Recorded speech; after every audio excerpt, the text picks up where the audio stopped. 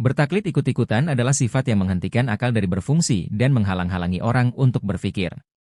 Karenanya Allah Subhanahu wa Ta'ala memuji orang-orang yang menggunakan akalnya membanding-banding untuk menemukan kebenaran dan dapat membedakan dengan penyelidikan dan penelitian antara yang baik dan jelek dan antara yang baik dan yang lebih baik sehingga mereka mengambil dan memilih yang baik dan meninggalkan yang jelek atau kurang baik.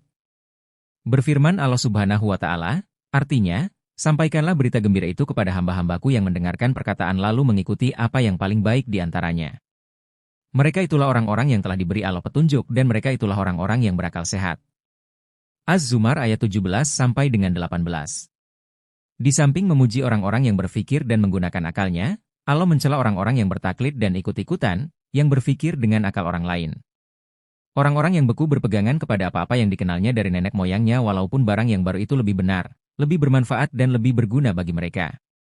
Demikianlah firman Allah Subhanahu wa Ta'ala dalam Al-Quran, artinya, dan apabila dikatakan kepada mereka, ikutilah apa yang telah diturunkan Allah, mereka berkata, tidak, tetapi kami hanya mengikuti apa yang telah kami dapati dari perbuatan nenek moyang kami.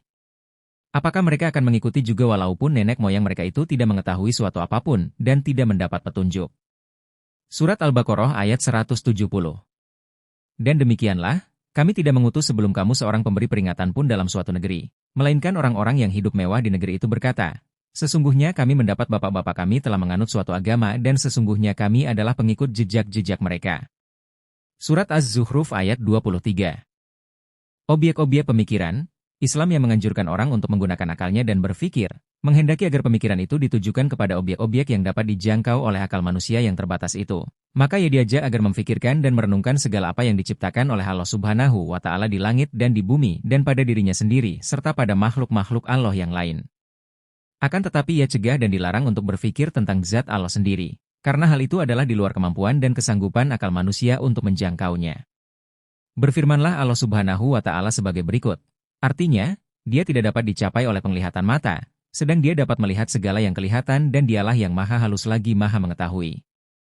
Surat Al-An'am 103. Tidak ada sesuatu pun yang serupa dengan dia, dan dialah yang maha mendengar lagi maha melihat. Asy-Syura ayat 11. Dia mengetahui apa yang ada di hadapan mereka dan apa yang ada di belakang mereka, sedang ilmu mereka tidak dapat meliputi ilmunya. Surat Toha ayat 110. Sabda Rasulullah Shallallahu Alaihi Wasallam, artinya, fikirkanlah dan renungkanlah ciptaan Allah dan jangan sekali-kali kamu memfikirkan tentang zatnya karena kamu tidak akan menjangkaunya. Di bawah ini adalah beberapa ayat Al-Quran yang mengandung ajakan dan himbauan kepada manusia untuk berpikir tentang tanda-tanda kekuasaan Allah yang terdapat pada makhluk-makhluknya dan sekeliling alam semesta yang luas ini. Artinya, sesungguhnya dalam penciptaan langit dan bumi, silih bergantinya malam dan siang, bahtera yang berlayar di laut membawa apa yang berguna bagi manusia, dan apa yang Allah turunkan dari langit berupa air. Lalu dengan air itu dia hidupkan bumi sesudah mati keringnya dan dia sebarkan di bumi itu segala jenis hewan dan pengisaran angin dan awan yang dikendalikan antara langit dan bumi, sebagai tanda-tanda keesaan dan kebesaran Allah bagi kaum yang memikirkan. Al-Baqarah ayat 164. Artinya, maka apakah mereka tidak melihat akan langit yang ada di atas mereka, bagaimana kami meninggikannya dan menghiasinya dan langit itu tidak ada retak-retak sedikit pun? Dan kami hamparkan bumi dan kami letakkan padanya gunung sunung yang kokoh dan kami tumbuhkan padanya segala macam tanaman yang indah dipandang mata, untuk menjadi pengajaran dan peringatan bagi tiap-tiap hamba yang kembali mengingat Allah. Dan kami turunkan dari langit air yang banyak manfaatnya lalu kami tumbuhkan dengan air itu pohon-pohon dan biji-biji tanaman yang diketam, dan pohon kurma yang menjulang tinggi yang mempunyai mayang yang bersusun-susun, untuk menjadi rezeki bagi hamba-hamba kami dan kami hidupkan dengan air itu tanah yang mati kering. Dan seperti itulah akan terjadinya kebangkitan. Surat Qaf ayat 6-11. Dialah yang menjadikan matahari bersinar dan bulan bercahaya dan ditetapkannya tingkat tempatnya bagi perjalanan bulan itu, supaya kamu mengetahui bilangan tahun dan perhitungan waktu. Allah tidak menciptakan yang demikian itu melainkan dengan hak. Dia menjelaskan tanda-tanda kebesarannya kepada orang-orang yang mengetahui. Yunus 5. Artinya, dan dialah Tuhan yang membentangkan bumi dan menjadikan gunung dan sungai-sungai padanya. Dan menjadikan padanya semua buah-buahan berpasang-pasangan jantan dan betina, pahit dan manis, putih dan hitam, besar dan kecil dan sebagainya. Allah menutupkan malam kepada siang. Sesungguhnya pada yang demikian itu terdapat tanda-tanda kebesaran Allah bagi kaum yang memikirkan. Dan di bumi ini terdapat bagian-bagian yang berdampingan dan kebun-kebun anggur, tanaman-tanaman dan pohon kurma kelapa yang bercabang dan yang tidak bercabang, disirami dengan air yang sama. Kami melebihkan sebahagian tanaman-tanaman itu atas sebahagian yang lain tentang rasanya. Sesungguhnya pada yang demikian itu terdapat tanda-tanda kebesaran Allah bagi kaum yang berfikir. Surat Ar-Ra'd ayat 3-4. Artinya, tidakkah kamu melihat bahwasanya Allah menurunkan hujan dari langit lalu kami tumbuhkan dengan hujan itu buah-buahan yang beraneka macam jenisnya. Dan di antara gunung-gunung itu ada garis-garis putih dan merah yang beraneka macam warnanya dan ada pula yang hitam pekat. Dan demikian pula di antara manusia, binatang-binatang melata dan binatang-binatang ternak ada yang bermacam-macam warnanya dan jenisnya. Sesungguhnya yang takut kepada Allah di antara hamba-hambanya hanyalah para ulama yang mengetahui kebesaran dan kekuasaan Allah. Surat Fatir ayat 27-28. Artinya, maka hendaklah manusia memperhatikan dari apakah dia diciptakan? Dia diciptakan dari air yang terpencar, yang keluar dari antara tulang sulbi laki-laki dan tulang dada perempuan. Surat At-Tariq ayat 5-7. Artinya, dan di bumi itu terdapat tanda-tanda kekuasaan Allah bagi orang-orang yang yakin, dan juga pada dirimu sendiri. Maka apakah kamu tiada memperhatikan? Surat At-Zariyat ayat 20-21. Artinya, dan apakah mereka tidak mengadakan perjalanan di muka bumi dan memperhatikan bagaimana akibat yang diderita oleh orang-orang yang sebelum mereka? Orang-orang itu adalah lebih kuat dari mereka sendiri dan telah mengolah bumi tanah serta memakmurkannya lebih banyak dari apa yang mereka makmurkan. Dan telah datang kepada mereka rasul-rasul mereka dengan membawa bukti-bukti yang nyata. Maka Allah sekali-kali tidak berlaku zalim kepada mereka, tetapi merekalah yang berlaku zalim kepada diri mereka sendiri. Ar-Rum ayat 9. Artinya, katakanlah, berjalanlah kamu di muka bumi, lalu perhatikanlah bagaimana akibat orang-orang yang berdosa. An-Naml ayat 69. Sesungguhnya telah berlaku sebelum kamu sunnah-sunnah Allah. Karena itu berjalannya kamu di muka bumi dan perhatikanlah bagaimana akibat orang-orang yang mendustakan rasul-rasul. Surat Ali Imran 131.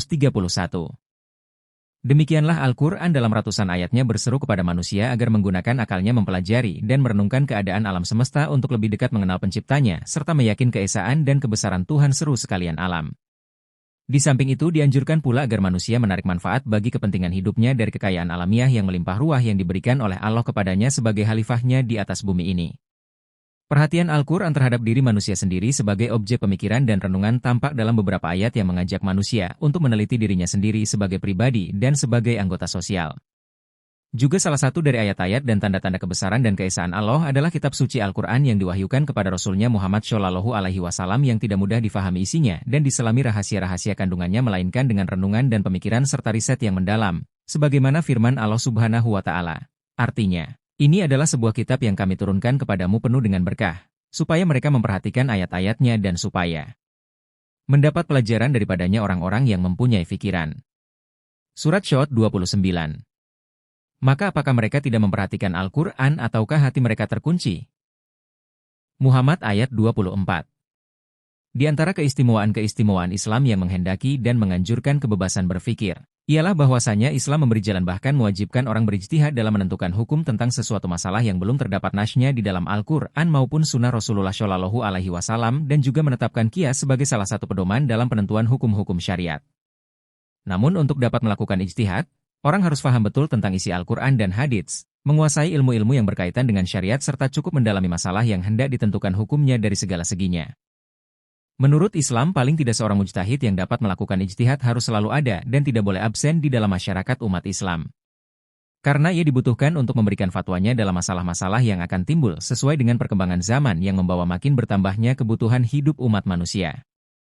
Seorang mujtahid akan mendapat pahala dari Tuhan karena amalnya itu walaupun andai kata ia sekali waktu melakukan kesalahan dalam fatwanya, asalkan ia telah melakukannya dengan penuh kesungguhan dan kejujuran. Bersabdalah Rasulullah, jika seorang hakim yang berijtihad benar dalam penetapan hukumnya maka ia akan memperoleh 2 kali pahala. Dan bila ia keliru dalam penetapan hukumnya, ia akan memperoleh 1 pahala. Demikianlah luasnya medan yang menjadi objek pemikiran dalam agama Islam yang tidak terbatas pada kehidupan duniawi saja, tetapi juga menjangkau alam akhirat.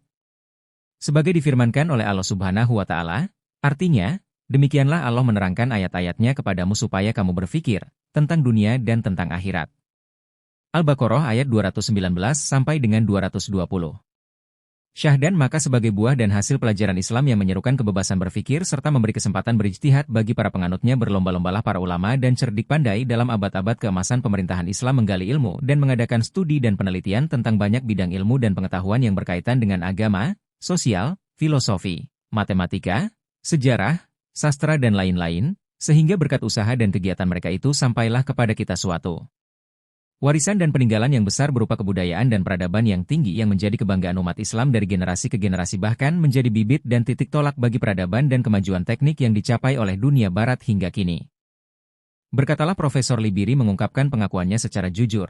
Andaikan tidak ada orang-orang Arab yang muncul dan menampakkan diri berperan di atas panggung sejarah, niscaya kebangkitan Eropa terlambat beberapa abad. Tab Islam.